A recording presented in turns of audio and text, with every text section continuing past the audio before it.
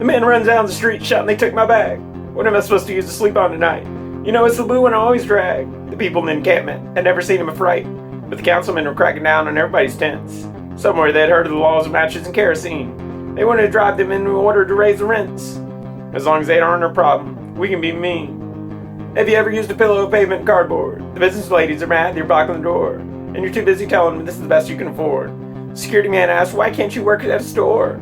And if you study for many years, you can learn to earn. This is what I end up doing, not to brag. But until things get better for you, don't return. The man stands in silence because they stole his bag. He took a wrong turn and walked the alley. It was full of characters staring at their syringes, desperate to find something to be their grand finale.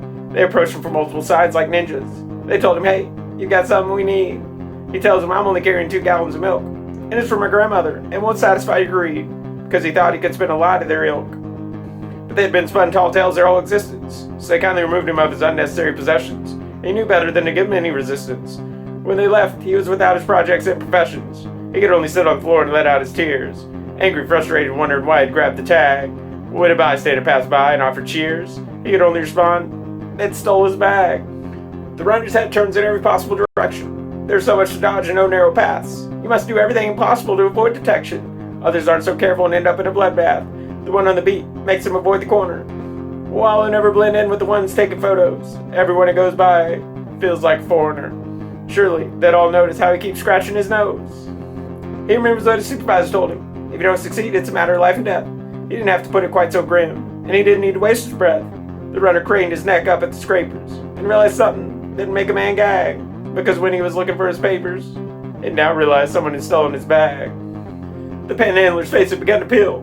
The time the sun was taking its toll. Someone had given him their leftover meal, despite the inability to communicate his soul. When he took a seat at the nearest bench, when they could have been as bad, except the councilman put up a divider as a winch, because they started caring where everyone slept. Blue and Reds pulled over to the panhandler's seat and asked him how he acquired all his things. Did he have all the items purchased on a sheet? Don't you know that everything comes with attached strings? If the dogs get spooked, well, that's a cause, and we no longer have to worry about your flag. And what are you gonna do? You don't know the laws. And by the end of the conversation, they'd stolen his bag.